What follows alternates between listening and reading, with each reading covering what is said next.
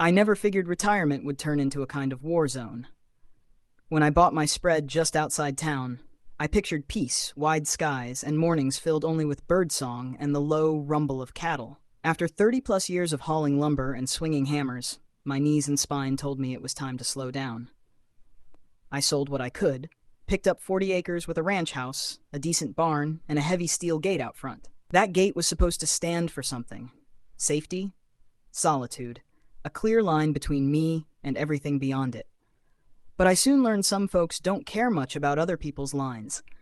Drop your location in the comments. Let's see how far this story reaches around the world. The headaches began about 3 months after I settled in. At first, it was little things. The gate hanging open when I knew I'd closed it, fresh tire tracks on my gravel lane. Then one morning I stepped out for the newspaper and watched a silver SUV roll right through as if my drive was a county road. I flagged it down.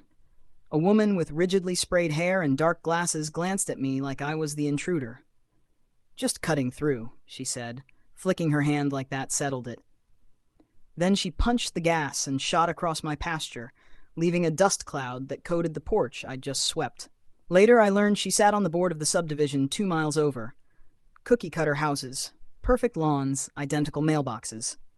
I had bought here to stay out of their grasp. No rules about curtain colors or fence heights for me. But this woman, neighbors started calling her Linda, though I doubt that was her name, decided my land was her shortcut to the highway.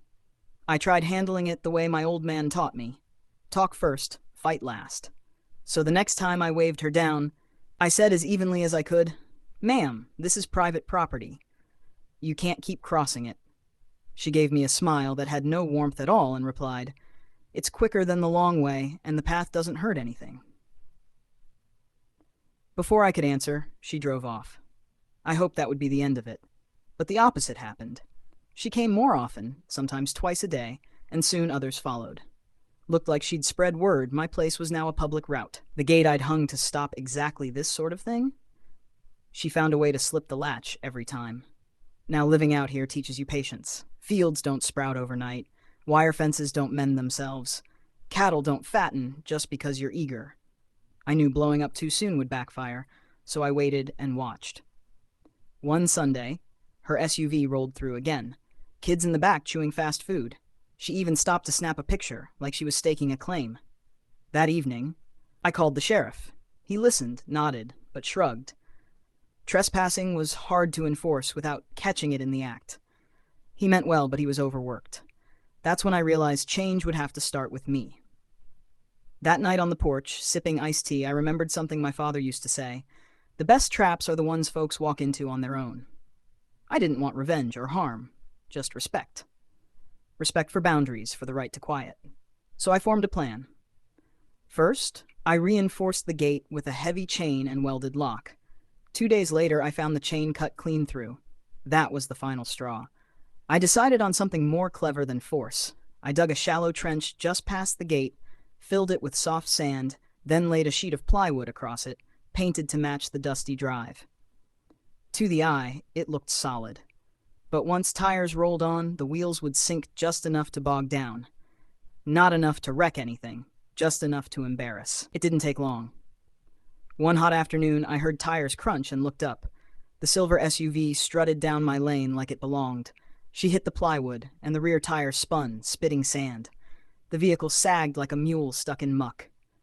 Out she came, heels sinking into dust, muttering curses. She rocked the car, gunned the engine, only made it worse. I strolled down slow, calm as Sunday service. "Afternoon, ma'am," I said. "Seems you've run into a spot of trouble." She yanked off her glasses, face blazing red. "This is against the law. You sabotaged a road." I shook my head. "Not a road, ma'am, my land. And you're trespassing." She sputtered, demanded I help, threatened police.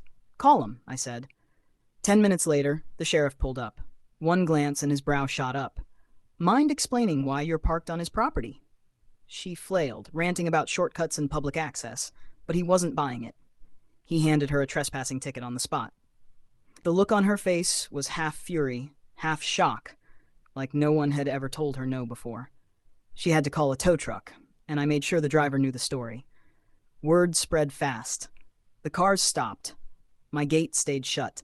For the first time, I felt mine again. What I didn't expect came a week later. A letter in the mailbox. Not from her, but from one of her neighbors. Just a thank you note. Turned out Linda had been pulling the same stunts inside her subdivision, cutting across lawns, ignoring the very rules she enforced. My little setup had humbled her, even if she'd never admit it. And her neighbors? They finally saw her for who she was. That whole mess taught me something important. Boundaries aren't just fences or gates. They're about respect. When you let someone trample them, you're teaching that your peace doesn't count. Sometimes you have to stand firm. Not with anger, but with patience and a bit of wit. These days, I still sit on my porch at dusk, listening to the trees whisper, watching the sun drop low. My knees ache, my back complains, but I smile knowing I defended myself without letting anger win. Linda doesn't drive through anymore. Haven't seen her since. And if she ever shows up again, the land and I will be ready. Life keeps testing us, even when all we want is calm. But peace isn't something you wait on, it's something you guard. That was the real trap all along. Not the plywood or the sand, but the choice to protect my quiet without letting bitterness root in. That's what keeps the ranch still, the mornings bright, and my heart lighter each day.